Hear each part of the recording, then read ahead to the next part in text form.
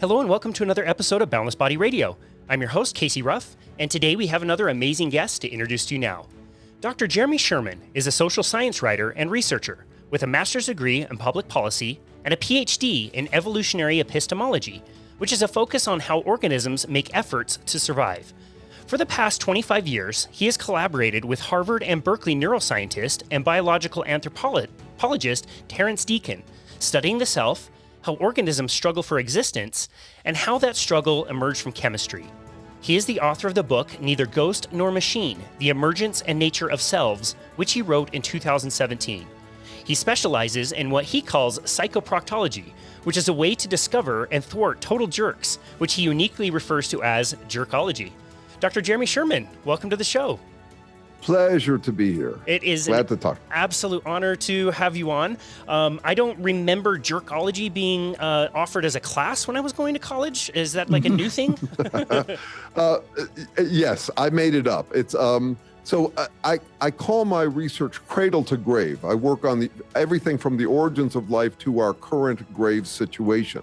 And I'm not trying to, I'm not saying we're doomed or anything, but there are unique challenges to being human. And one of the challenges is that while there are a lot of predators in the animal world and parasites, there are no a-holes. Being an a-hole is a human thing, or a total jerk is a human thing. And it's a product of us having language. So I worked the whole continuum from the origins of life through the evolution of language to you could say the emergence or the evolution of a capacity humans have to become total jerks. So it's quite broad. I call it my middle-age spread. And has me reading everything from physics to politics.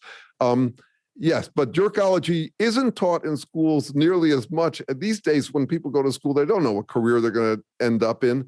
But everybody does need to learn how not to be a jerk, how to identify or come up with how to distinguish jerks, and also how to stop them without becoming one. I consider that core curriculum and should be in there from the beginning. And no, you didn't get a class in jerkology. They didn't teach it back then.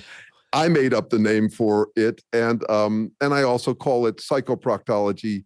Proctologists are doctors of the anus and rectum, and so psychoproctology is a light name for a very serious topic. I think it's one of the most important topics of all. Is basically the core question is, what is a butthead? Because it can't just be whoever you happen to butt heads with. We need a more objective way of distinguishing a kind of human behavior that becomes very unrealistic and dangerous to ourselves. Man, yeah, that's awesome. I'm so excited to deep dive into some of these concepts with you. Deciding that you were going to take on the question of life and the meaning of life, it's so broad and big. And I just think what you and I were just having a conversation about offline, you mentioned that you just stepped, out of your office where you were talking, I think with other experts and specialists in the field about the beginnings of life and, all these super important questions. Yet you also said you had an amazing time playing a gig over the weekend. Like, how are we to make sense? Where do we put our priorities with all of this stuff that's going on all the time? Well, where people do and where I do is I ended up with a lucky life. I ended up with enough money early on that I could do anything. And that is I don't deserve any sympathy for it, but it does create its own problems. It does make it so you're not scrambling all day long to figure out how to put food on your table, but you got to do something. And for me, it was a big driver.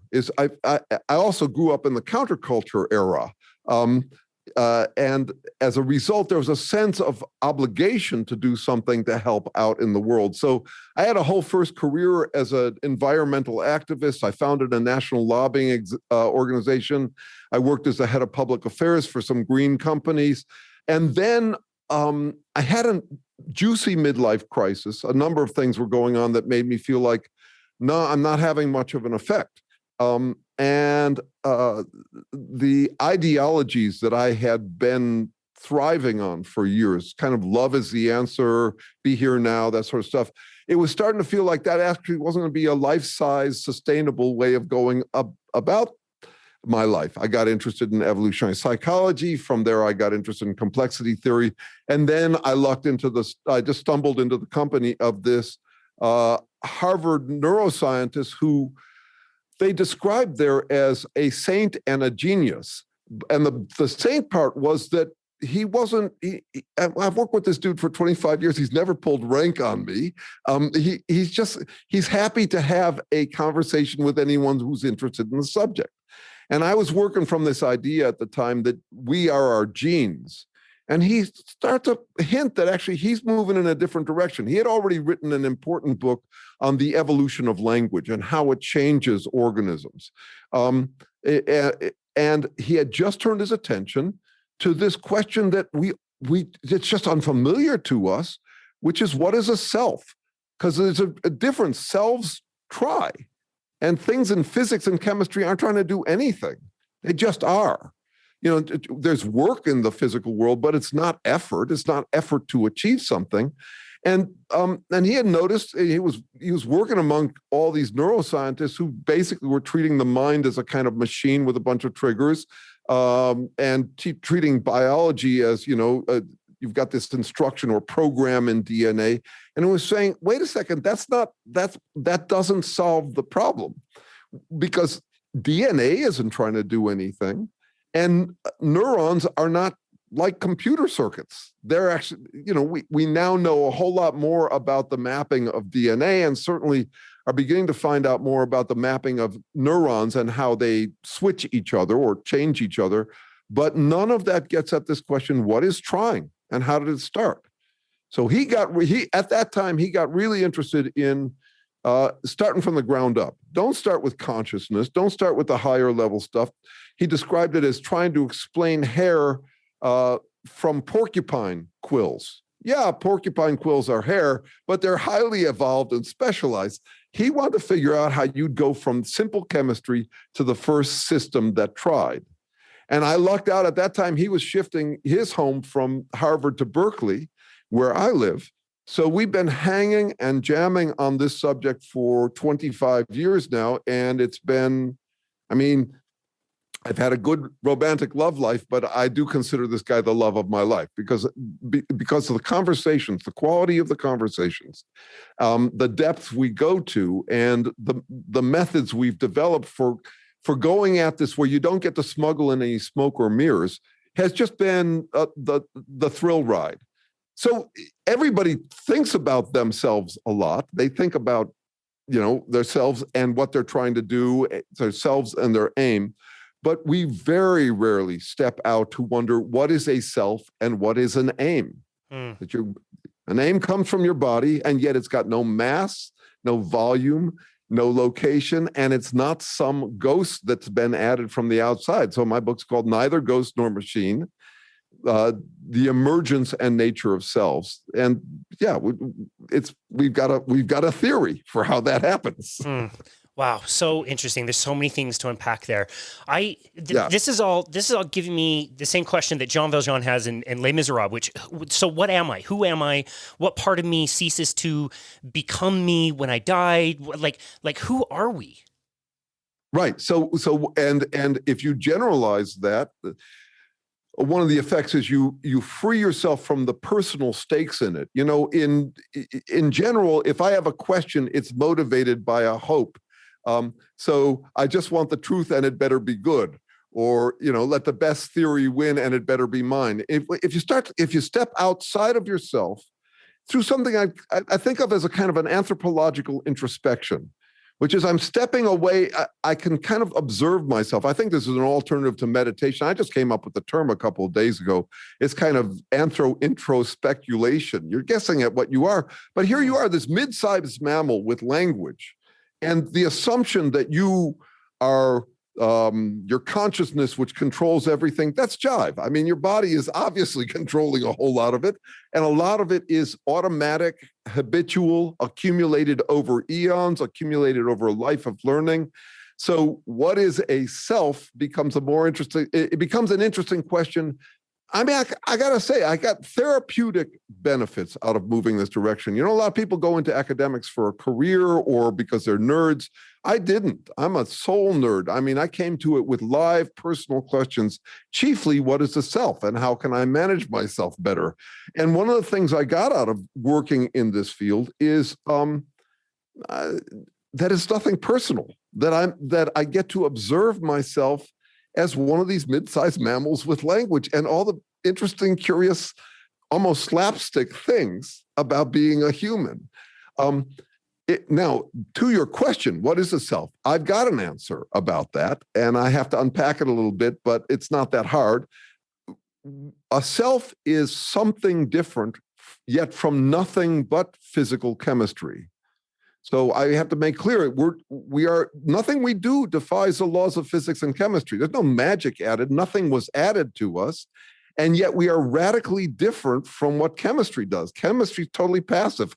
We're proactive. We're hustling all day. One of the main things we're doing is hustling to regenerate what breaks down. This is kind of the fundamental challenge that we have as a living beings. It's called the second law of thermodynamics. And it's basically that everything gets mixed up and disordered and desegregated. If you give it some time, it's actually the definition of energy is that process of breaking down. There's a kind of a directionality to it. So if I take a frozen pizza out of the freezer and stick it into a hot box, what happens is the distribution of fast and slow moving molecules gets all mixed up. I'm not pumping heat into the pizza, nor am I cooling the oven. It's an equalization. So the second law, one of the effects is that stuff falls apart. And we've got to hustle. You and I, every day, hustle to keep from falling apart. Which means, for example, that a whole lot of what this boundless body of ours is doing is regenerating itself silently, out of sight, out of mind. And we think of ourselves as these psychological and emotional beings. No, I produce on my slouchiest day 240 billion new cells. And I'm doing that because my old cells are breaking down. So the first trying we look for in our research, the first self is a system that can regenerate itself faster than it's degenerating. So how does it do that? Since nothing's been added, it does it by channeling energy into efforts to regenerate what? The channeling of energy. So let me give you a grounded example of it. I go out and work in my days during the day to keep clothes on myself and a roof over my head. So one of the things I'm doing is regenerating protection from the things that would degenerate me. A roof over my head keeps the weather out, a clothes on my back. That's what all organisms are doing. They go out and find energy and then they channel. And I want to hit that word channel that energy. So it's not just doing anything as it would do. It's not just dithering. You know, I have to control myself during the day. I have discipline. I deliberate, means I keep myself from doing whatever. I have to control myself. So I am, in that sense, a constraint on what happens. I limit what happens. And so what I think I am, what a self is a constraint that keeps energy from dithering. It channels energy into effort, work on my own behalf to regenerate a constraint. I am a self-regenerative constraint. And when I die, I am all my parts, all my matter is freed up. It's passive, but it's freed up to do whatever. So I am actually a limitation. I'm not something added to physics. I'm a subset that keeps itself a subset. But it's like I limit what physics would do, and I keep myself within limited bounds until I die. But in my case, I got 3 kids, and so I'm passing on that capacity to limit what energy does. So kind of core to this work is this idea of constraint. Not, how does something get added that does some new gizmo, some supernatural gizmo, but how do limitations happen? And a simple example of limitations that's important to our work is traffic congestion. So congestion limits how you move. You'll take a path of least resistance around it.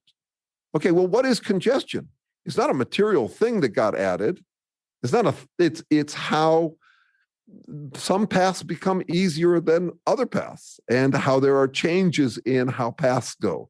So that's a little bit abstract, but you might get a gist of it. But at least think of this part. This is the takeaway. I am a constraint.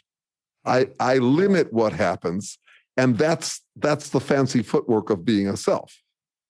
That's so interesting. So is this why it's better to read a book than to smoke meth all day? You put that kind of constriction on yourself to become better, do more, and that provides you with the meaning in your life. Am I getting that right? Yeah, no, that's right. And yet it becomes there's a whole lot of guesswork in deciding what will be better for you and what will be worse for you. So one of the a lot of what interests me is addiction, and not as a bad thing exclusively. That is, I think that altruism is 99% addiction. You think about it in terms of a romantic partnership. You get together with someone, and the other person does some things for you, so you stop having to do them and you lose the ability to do them. And then if you break up, one of the things that you might notice is that you no longer can do things for yourself that you used to be able to do before you got hooked up in the first place. So that's actually what the meeting is about upstairs right now. And Terry's here and a bunch of other people. We're talking about how you end up with these codependencies. And once again, it's not pejorative. So for me, the definition of love and addiction is the same. It's doing dedicated or constrained work to maintain access to something that you're dependent upon. And the question then becomes, what's the difference between them? I think it's basically a prognosis or a prediction. There's, if I think that someone's partnered with someone who's going to be bad for them, I might say you're just addicted to them. But if I think that they're with someone who's going to be good for them, I'll say you're in love. But it's the same phenomena, very just different consequences and different predictions about it. So to be addicted to books, as I became eventually, I didn't start out that way. It was a trudge to get me to read. I was looking for status, and I'd show off the books I'd read, but I wasn't getting much out of them. Now I'm hooked on them, though I only read by audio at this point. I speed listen to books, about one a week. I could never get, I'm way too ADHD to sit down and read books anymore. I did a lot for school, but now it's all speed listening and podcasts and all that. But anyway, to get addicted to something like that, as compared to getting addicted to meth, it really depends on how it's going to turn out for you, and it's guesswork how it's going to turn out for you. There are some pretty reliable bets for it turning out badly. Meth would be an example, but there are other things we get addicted to that are on the fence. You can't tell how it's going to go. Plants were addicted to carbon dioxide, and we're generating oxygen, and oxygen is a toxin. Oxygen will rust things, and that's the main force of degeneration in our bodies is oxygen. We have to protect against it. At the same time, the good news of the plant's addiction to oxygen is that eventually these creatures evolved that could use the energy in oxygen. The energy that the thing about energy is the very stuff that enables us to make effort is also the stuff that degenerates us. It's just wild.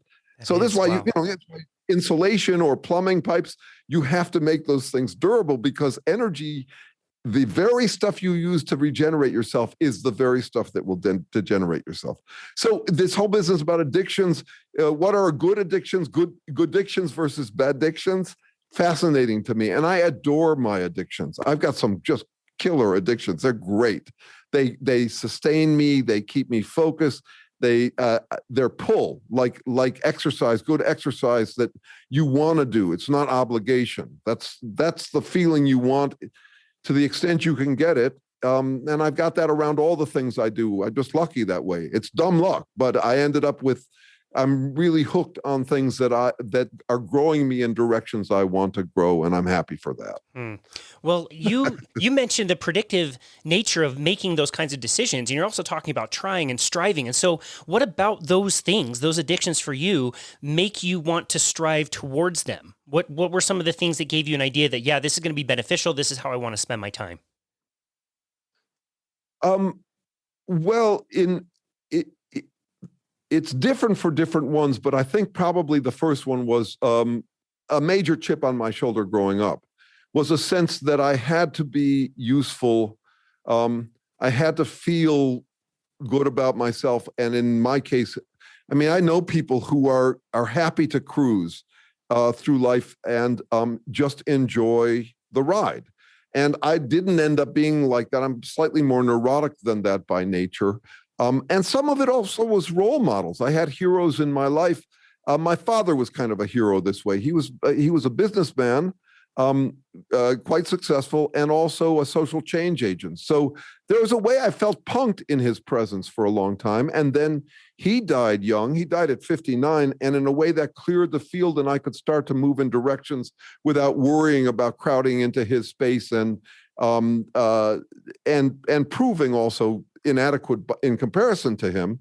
And so in my case, I just ended up I ended up looking for the biggest thing I could bite down on, the biggest issue. That's why I was working on climate change back in the 80s, founded an organization working on that. I'd been working on nuclear issues before that.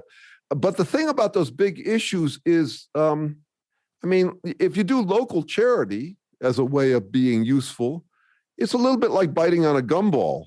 You can get a purchase on it. Your mouth can get around it. But if you're dealing with climate change or something like that, you're dealing with problems that are way bigger than humans can deal with. And you could say one of the disappointing notions or changes in my life is I start out trying to save the world. And by now I realize, no, you're a human among a growing population of humans, all of whom want to take the wheel of spaceship Earth and steer it whichever way. And no, I don't bet I will have much of an influence on the world. So in a way, I resign myself to taking the best notes I possibly can, real careful notes on what it is to be us. And that's why I ended up with these interests. It's like if they told you, Buckminster Fuller once said, what were you about to do before they told you had to go out and make a living? And that was kind of my situation. Because I was practically vocationally derailed. I was beginning to think about my career and came into some money through the family. I mean, I was just embarrassed as hell by it for the longest time. It's interesting to watch the Trump sons deal with it a different way than I did. People have different coping strategies for a windfall. And some will simply say, no, we're the chosen and that was meant to be, and I deserve this and all that sort of stuff. I didn't have that feeling at all. But to be taking careful notes on what it is to be us, to basically be sitting on the front porch of the universe, wondering about it and us in it with buddies, that's my idea of a good time. Wow. And lucked into some good buddies to do it with. So is that as far as the purpose of life goes, is just, we can't take the wheel of this, the planet like we want to. I can't change the world. I can help a person, but I can't, make massive change. Is the idea of life just to make it as pleasurable and as enjoyable as possible while we have it before we all die? It's very complicated, but one of the interesting so if I say, so the standard answer for where purpose comes from is that it comes from a higher purpose. And most of my buddies by now, who are not in this work, they'll say, no, I no longer believe in God, but I believe in a higher power that is rooting for love. Let's say that'll be a standard answer I get a lot these days. Well, our approach has to be different in Origins of Life research, because we're really trying to figure out what trying is. And we notice that the universe is 14 billion years old. And in our neck of the woods here around the Earth, we have not found anything in the first 10 billion years, the first 2/3, that you have to explain in terms of trying or wanting or desiring. That is, it's all physics and chemistry until life emerges. So we don't get to talk like there's some overarching meaning in the universe. We don't assume that mattering came before matter. We assume, and this would be what most scientists would have to assume, that matter came first and mattering emerged from it. And the question then becomes, how does it emerge? But one of the upshots of that is that meaning is real, but has no ultimate or original meaning. That is, from my perspective, from what we know now, there is no fundamental meaning in the universe. But there sure as hell is meaning for me and for you. So meanings will tend to meander. What life is about will change. And you could say one fundamental difference that comes with humans is that before us, the only game in town was biological reproductive success. That is, you and your lineage was all that mattered. Those who had the most viable offspring won. And then we end up with language and this whole capacity to empathize with other people and learn about other people and learn about the planet overall. And now we're torn between, you could say, philanthropy and selfishness. And you still got very highly evolved people by biological standards who only care about themselves and their family's dynasty, whether they be mafia bosses who we watch, like The Sopranos is a good example of this. That's a highly evolved family from a biological perspective. And the fact that they're doing all this damage elsewhere is secondary to them or inconsequential. And you can say this about any dictator too, highly evolved by the biological standards. But so for me, it's different for different people. For some people, enjoying a life is all they can afford. That is, life is so much of a uphill battle for them anyway. But and then there are very wealthy people who still can't get beyond that that highly evolved state of just getting more for themselves, just accumulating.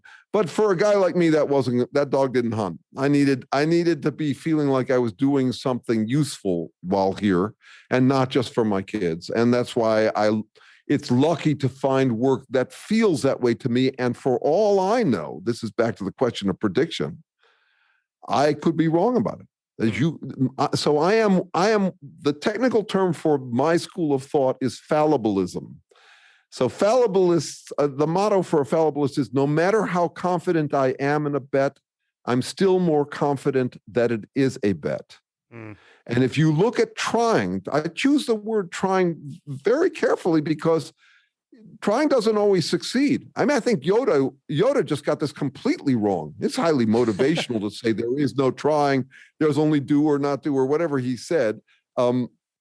No, trying is all there is. You can guess right and have it come out badly. And so you can't play in my area of research. You can't play in science without the possibility that you will have spent your whole life barking up the wrong tree. It's a trial and error process. And I'm okay with that. I'm totally fine with that. So I cannot tell you that my life has true meaning by anybody else's standards. All I can tell you is that I'm trying to make it have real meaning. I'm trying to be careful about it. And it's satisfying. But whether I'm part of the solution or part of the problem, I couldn't tell you. People who are absolutely certain they're part of the solution are the problem from my perspective. That's what, the total jerks are absolutely certain they are the solution. And I think that's the problem. So. Interesting. Wow. I just finished the audiobook, Thinking in Bets by Annie Duke. She's a former professional poker player. And she talked about that same thing. Like, there are certain odds at a poker table, but that doesn't mean that it's going to fall that way every single time. If you have an 80% chance of winning a hand, that also means you got a 20% chance of losing that hand. And she made the kind of connection that poker is a much better game for deciding how to handle life than a game like chess is, where everybody's on kind of the same playing field. Exactly. That's right. That's right. She made a really great argument in the first chapters of her book where she talks about the decision by Pete Carroll to throw the ball on the goal line at the 2015 Super Bowl, if you remember, that got intercepted. And she defended him by saying like, no, this was actually a very good decision. It just went the other way. Statistically, this was a great move, would have stopped the clock if it would have gone incomplete. The odds of interception were so low.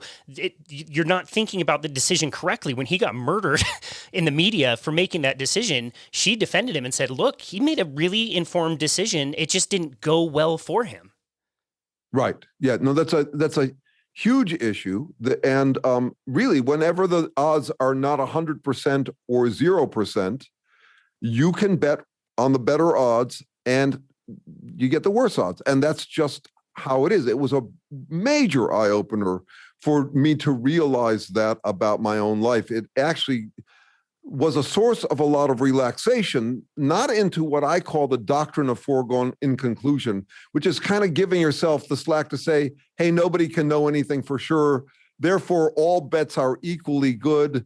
It's basically an invitation or portal into hypocrisy, fatalism, all of that. I don't buy that at all. No, I am trying to make better bets. But I do know that you don't reach 100% on bets because really nothing is 100%. Odds vary, but poker is great that way. And you know that gambling is how we got the whole world of statistics. There's this mathematician, Blaise Pascal, and gambling was very fashionable in France, and nobody had the slightest idea about probability. Probable back then in the 1600s meant on good authority. So you could say that the Pope says this, so it is probable. And so someone said, hey, can you give me a hand with this gambling I'm doing? And Pascal invented all the core of all statistical methods that we use ever since. And then he became a devout Christian and came up with Pascal's wager, which is the bet on whether you should believe in God or not. Yeah. Not a bet on whether God exists, but a bet on whether you should believe in him or not. Totally a gambler's game, the way he framed it up. He says, look, if you bet on God, then you'll have it'll cost you something if it turns out there is no God. But it's a minor cost compared to the cost of if you don't invest in getting into heaven and it turns out there is heaven, which is a totally jive. It doesn't hold up. It basically assumes that there are only two possibilities: that the Christian Bible is absolutely true, or that it's or there's nothing. But you set that aside. It was an interesting move, and it's considered the founding of the whole field of decision theory. Wow. With gambling. That's fascinating. So yeah, poker's deep. Wow, that's amazing. Your book is called Neither Ghost Nor Machine. Can you explain a little bit of that concept? We've kind of touched around it, but I want to know, like, when did that kind of idea solidify for you, and what are you trying to communicate with your book? Okay, so so the simple question is, how do you go from matter to mattering? And there are four main answers to it. One is, you don't go from matter to mattering because there's always a kind of a core mattering in the world. Even physics matters to physics. Even molecules, atoms, and subatomic particles are trying. So that's one school. Those guys believe that it's just kind of always been there, that we don't have to explain it.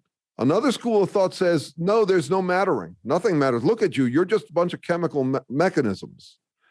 And then there's another school that simply says we can't know. I had a party here the other night, and some newcomers, I was introducing this idea to them, and they simply said, we can't know. There's actually a name for that in philosophy. They're called Mysterians. And I say to people like that, look, we're having a conversation about how mattering emerges from matter. If you don't want to be part of that conversation, it's cool. You're excused from the table. It's totally fine. You certainly don't need to know an answer to this question to live. But if you are interested in the question, it's a real one. So that puts me in the fourth camp, which is called emergentist. We're trying to explain how life emerges from non-life. And the two main moves are, so the one that says that there's always been, it's what they call in philosophy, always already there. So mattering or trying was always already there. It's in atoms, or it's the same as atoms. The atoms move, and so that means they're trying. Or the river's going towards the sea, which is the same thing as trying. Believe it or not, that has credibility among scientists. I mean, and philosophers. One of the problems in our field is we're dealing with abstractions, and you can believe all sorts of stuff about it. So I have good friends who are, established in academics who believe the stuff. I run it by friends who are not in that world. They say, really? You can get away with believing that in academics? Yeah, you can get so far afield, you can believe anything. Anyway, no, we think it's a real question, but coming back to the name of the book, you either assume that there's some supernatural thingy that is smuggled in to a body and into matter, pumped into matter by God or by whatever. That's the ghost concept, which is that there's got to be some thingy in there, some atom of purpose that's driving you, basically a driver for your car, your station wagon of a body, of a physical body. The other says, no, you're just a machine. And I'm saying, so I wanted to start the book by saying, I don't buy either of those. So it's neither ghost nor machine. The burden is on me to explain what else it could be. So that's the emergence and nature of selves. And so the book is, so this guy I work with, Terry, the Harvard Berkeley neuroscientist, famously difficult writer. And when I first read his first book before I met him, I cried, and not because it was moving. I just felt so dumb. Wow. I mean, this book, the neuroscience and everything, and then we ended up meeting, and I got really interested in the work. And now that I've been working with him for all of these years, I've read both books many, many times, and so my book is a distillation that makes it as accessible as possible. And then I also put out videos online. I have 2 channels on YouTube. These are too short to suck videos. They're designed to be so short that they can't suck, even if they do. But one of them is on this subject, and it's called Neither Ghost Nor Machine. That's one of my channels. And the other one is psychoproctology. And then I also have podcasts, but in a way, coming into this work late, because I had a whole first career before I went into this work, and I wasn't going to get a tenured position, in part because I'd gotten too general. You got to be pretty siloed in order to get a tenured position. So I decided, no, I'm going to be someone who makes this stuff accessible, because I found it so relevant in my life, and I just think that it can be said more simply because it is kind of intuitive. That thing about keeping a roof over your head and replacing worn out clothes, the fact that life has been doing that since the beginning, replacing worn out clothes, the 240 billion cells I have to generate every day in order to keep up with all those cells that wear out. That's intuitive. This approach is very intuitive. And to my sensibility, we're basically explaining with no smoke and mirrors what a soul is, what a self is, what a spirit is. And I would argue that in the sciences, they haven't been doing much better than the New Age about this. So we have more technical sounding names for them in biology. We'll talk about motivation or appetite or agency or interiority. There's various technical names, but they have not been explained. They're assumed. So if you go to a psych conference, the currency that everybody's talking about is motivations. But I ask the top players in psych, what is a motivation? And they can't tell you. They can only tell you about its consequences. They know it does things. That's no different from religion at its core. So we're saying, no, we have to explain it. Whether you call it doesn't matter. Naming is not explaining. You call it a soul, call it a spirit. I don't care what you call it. It's the source of trying, and it has to be explained. Or else science is just doing another smoke and mirrors thing. Wow. So that's where this work becomes interesting. And I think that's also part of the high for me, is that we're out on the edge, working on core issues, which is a paradox, but that's how I think about it. I mean, that is, if you go to an academic university, if you go to a university and you go to a physics class, if the physics professor said that the moon pulls on the tides because it's trying to achieve something, that teacher would be fired. That's considered insane talk in physics. And yet right down the hall, if a biologist or a psychologist can talk about motivation all they want, what explains this divide. That's what that book is about. That's what the Neither Ghost Nor Machine videos are about. You've got to explain how you can make that jump. And in a way, we're trying to make purpose that is not broad universal purpose, but an individual's purposes, like trying to achieve something, safe for science, because science hasn't. They're ambivalent about talking about it. If you're a biologist, if you go to biology school, you're not allowed to use motivational talk when talking about biology, even though they sneak around it all the time.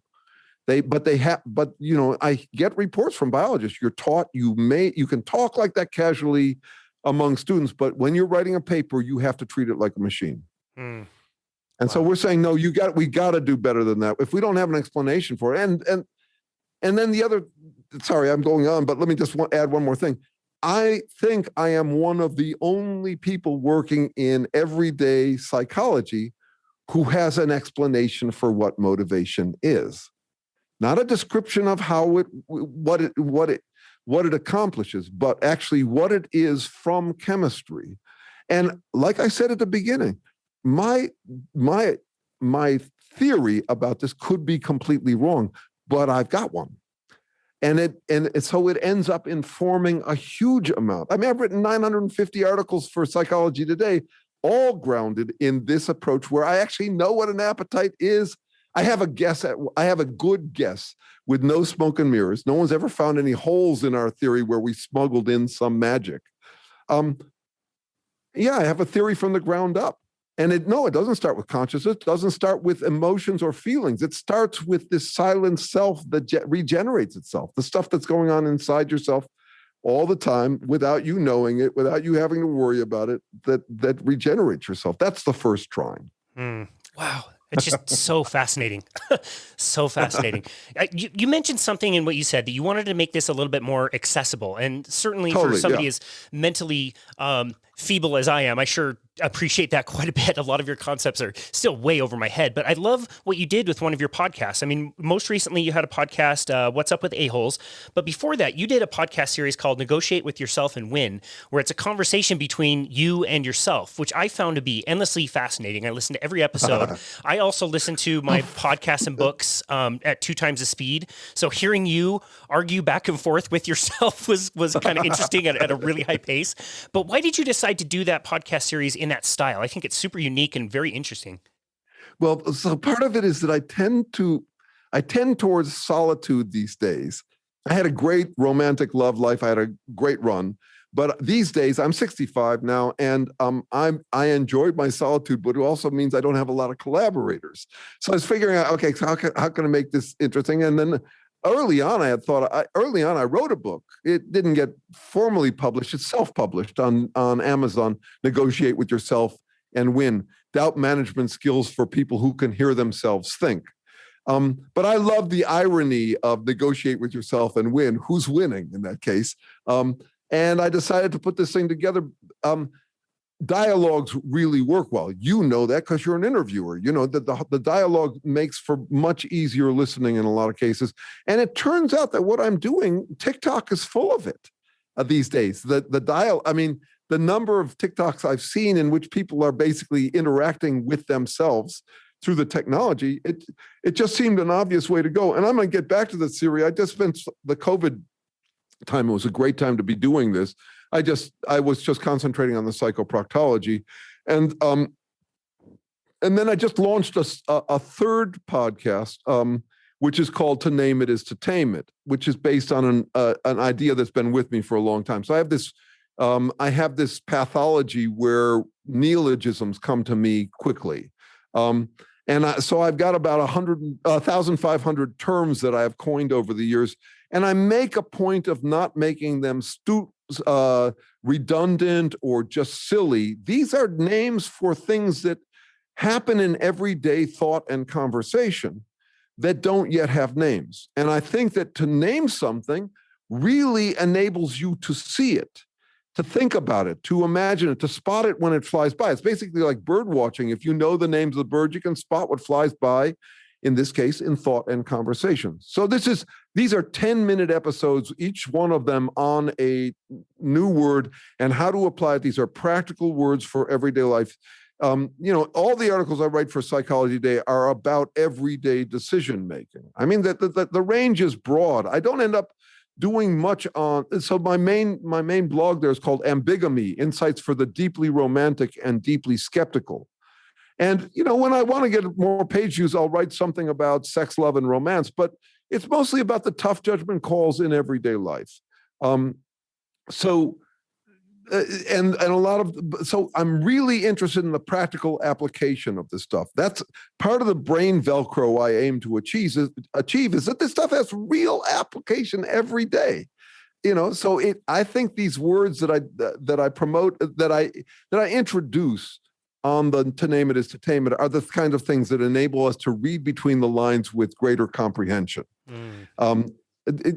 Just better ways to track, because of the fascinating thing. I mean, you probably know tons of jargon in several fields, but funny thing is we don't have great jargon for the moves that people make in everyday life. Our language for that is kind of crude. We got a few things like pot calling kettle black or projecting. And I think one of the reasons we don't is that they're touchy subjects. You start to bring these words into our vocabulary. So virtue signaling, take that. It's a recent, what we call folk psychology term. It becomes dangerous to have that in our system because it's double-edged. You can use it to identify people who are just posers, but you can also use it when someone is actually advocating for a better approach. You can dismiss them as just virtue signaling. So I understand why we don't have many of these terms, why our jargon for everyday thought and conversation is in some ways cruder than it is in accounting or something like that, or surgery or something. But the To Name It Is to Tame It podcast is really just introducing these words that I thought would once take over the world and make everybody talk this vocabulary. They ended up being mostly thinking words for me, though some of them have currency. I've had terms that take off and people got interested in them, not at the national level, but within research community and all that. So I just keep on, as long as I am generating new ideas and new output, I'm a happy chappy, and that's my addiction. And so it goes like that. Wow. Well, I mean, you're one of my favorite people to follow on Twitter because you put these words out there and you get me to think in these terms in a little bit different way that I would have not been introduced to that. There you go. Yeah. Twitter's terrible. Twitter is absolutely awful. I hate it. I'm just going to say it. We lost Twitter as a sponsor. Yeah, I'm really slow to Twitter. I'm age appropriately slow to Twitter. I've been on Facebook for a long time, and I use it. So in the 17th century, gentlemen scholars, which is, I'm afraid what I am. I'm a gent scholar. They kept what were called commonplace books. That is, they put all their ideas in one book. It's basically an intellectual journal. I've been using Facebook like that for years, but I've been trying to get onto Twitter lately, and I am not finding a lot of rich content there. No, I'm having more fun with Instagram because I'm using Canva and I'm deep into bumper sticker meme kind of stuff. It's a great fast form for generating this stuff and for absorbing it. I mean, books are practically dead. There are so many other mediums that have more traction these days. I still write them. Someone said books are for writing, not for reading. I like that. That's funny.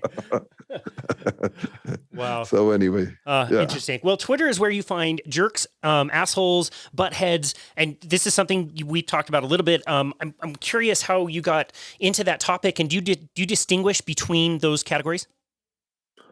No, I don't. So I early on in the book or the podcast. So I have this podcast, which is basically me reading the whole book. And early on in it, I have to list the variety of ways. So the first chapter introduces it. The second chapter addresses people who say you shouldn't study assholes. There are no assholes, or it's dehumanizing and all that. And I have to say why I still think it's an important topic, and I'm going to follow it out. The third chapter is on all of the ways we think we can distinguish assholes that we don't, that don't work. And one of the core ones would be by their beliefs. So I am truly nonpartisan on this subject. I mean, I know wonderful conservatives, liberals, etc. I know assholes of both variety. I know Buddhist assholes. I know love is the answer assholes. I don't know them, but I am making a careful guess about what they're doing that's different. There are various people who write in this field, though they don't call it this. There's a few who get into a detailed taxonomy of different kinds of assholes. That is not my approach. I'm looking for what's common to assholes and how that would have happened with humans, why we would have ended up with assholes. The other day, I did decide that I needed to come up with, needed to distinguish polite assholes, who are people who insist on maintaining decorum while they gaslight and run all over anybody who thwarts their impulses. But the core, so I got interested in it 25 years ago. And in part because I was embroiled in a very intimate, inescapable relationship, offspring actually, with a kid who I couldn't figure out whether he was handicapped or indulgent. And I realized that I had to know, because if he's indulgent, I have to push him. And if he's handicapped, I have to accommodate him. Those are opposite responses. That's actually what got me into decision theory. But noticing that anybody could, this is like the scales falling from my eyes. I used to think that everybody was an educatable unit. And if you just showed them the true way, they would wake up. I don't buy that at all anymore. I think it's not that simple at all. It's much harder. And that you can't begin to do moral philosophy if you don't factor in that 3% of us are congenital psychopaths and a whole bunch of us opt for, you could say, motivated psychopathy. That is, there are real advantages to being an a-hole if you can get away with it. So the question hit me back then, what is a butthead? Since it can't just be anyone you happen to butt heads with. What's our best objective definition of it? And it's got nothing to do with what someone claims to believe. Because I think one of the things about a-holes is that they don't believe what they insist they believe. They don't think about or believe. It's more like animal braying. And if it's effective, they'll keep it up. It's amazing. You know, animals make sounds to achieve things, and they're functional. They're not the same as words. They don't have the same kind. It's a different kind of what they call sign. There's different kinds. So language is its own distinct kind of a system where you get this whole bunch of terms that are arbitrarily assigned to things like a dog. The word dog doesn't look or sound or smell like the dog at all. It's a very different kind of sign from, let's say, the scent of a dog or the sight of a dog. And you've got them all interconnected, and you can basically make up whole worlds in your mind with words that dogs can't make up. And one of the challenges there is that we are then exposed to way too much world. When you think about what you could worry about at night compared to what your dog could worry about, no, we are trudging through a sandstorm of possibilities. Worried, fear of missing out, fear of losing, all of that stuff. We would be an anxious creature. And the other thing we can do as an anxious creature is deny or escape reality. So I think language both generates the motivation to escape and gives us a means to do it. And we all do it. So the whole last chapter of the book is about how we need escapism. It's inescapable for a creature like us. No one could be a realist all the time. We all need these flights of fancy, but we need to be able to take them with a return ticket to reality in our chest pockets, because that's the only difference I see between the dangerous and the undangerous versions of escapism. I mean, the difference between a metalhead concert or a NASCAR race and a cult rally is what people do in the parking lot afterwards. After the metalhead concert, I mean, they can be as vulgar as they want, as full of themselves, as busy chanting lyrics they're not thinking about. You know, all that escapism, right on. Because they get in their car and they go home and get back to reality. Whereas if you go to a cult rally, you get back in the car and you think you found something more real than reality. And that's just dangerous. Wow. You have to fit reality or die. That's always been the issue. Wow. It's so fascinating to think about it in that sense. And I'm going to flip the question back to you. Like, what do you do? What things do you do in your life that like, as you've learned, what life is about and what we should be focusing on, what are some things that help give your life richness and meaning that you really love? Well, no, so it's two separate questions. One is what gives me richness, and we've been basically talking about that. That the other question is, what is my escapism?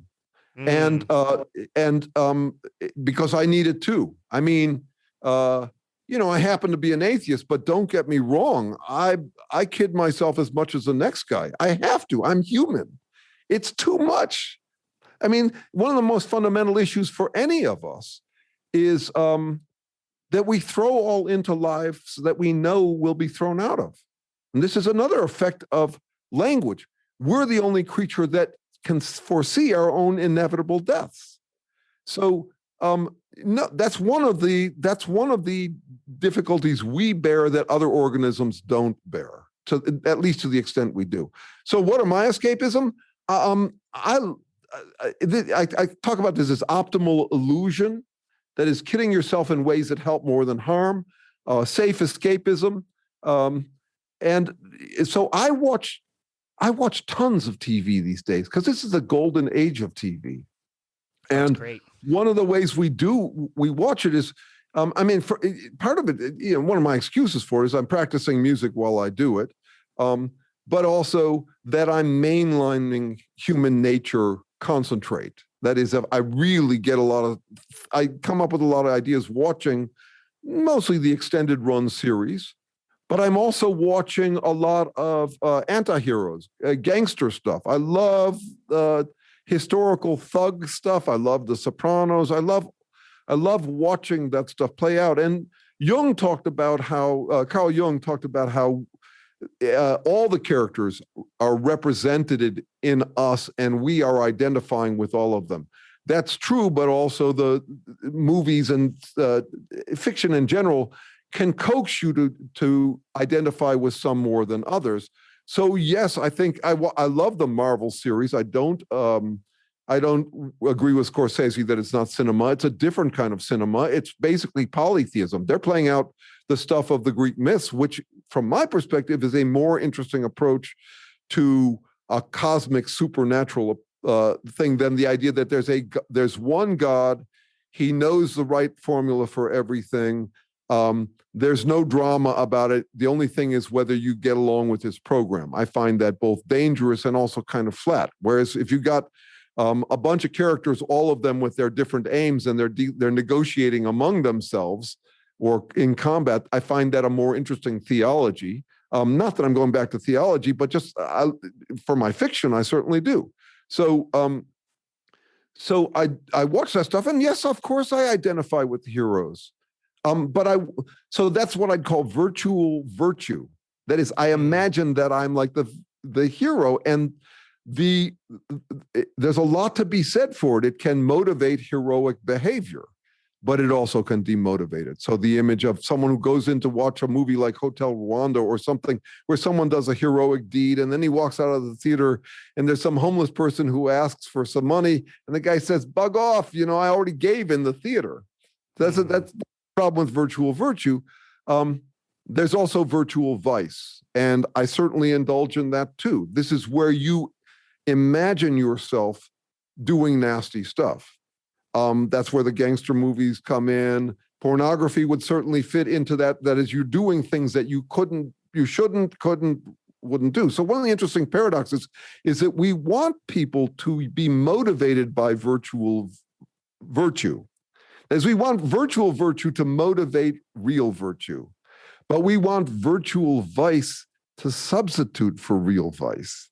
And we're counting on people to make that distinction intuitively. And so video games are a great way to blow off steam, and occasionally get someone who thinks that reality is like virtual, like the virtual vice in Grand Theft Auto, and goes out and does terrible things. This is, yeah, because we're relying on people to decide what they're going to do with their, how people, we rely on people's intuitions on how to take fiction. Mm. And so one of the big issues for me is how to help people distinguish between the two, fact and fiction, or reality and fiction, and to indulge in both, because there's no way a life could, none of us are going to survive on reality alone. It's just too much. Yeah. Wow. We are overwhelmed. Wow. No. It's just such a cool way to think about it. I love how you frame that. What is if we could distill down, this is challenging. What would you want a listener to walk away with this conversation from? One simple tip or trick or something that you would, pitch to somebody in an elevator or something. Yeah. So for me, the questions are more interesting than any particular formula. You can say the questions I am addressing are ones I hope to get people interested in. I can't claim to have the right answers, but I do think the questions are good ones for thinking it up a notch. I also think that there's a methodological, this is probably just on my mind because it's been on my mind lately, that is, ideas come in waves to me. I've been enjoying something I call inversatility. That is the versatility by which to flip things over and look at them from the other side. And if you look at most of the big scientific breakthroughs, Einstein's, Darwin's, the guy who gave us information theory, he basically flipped things over. Our approach to the origins of self is about flipping things over.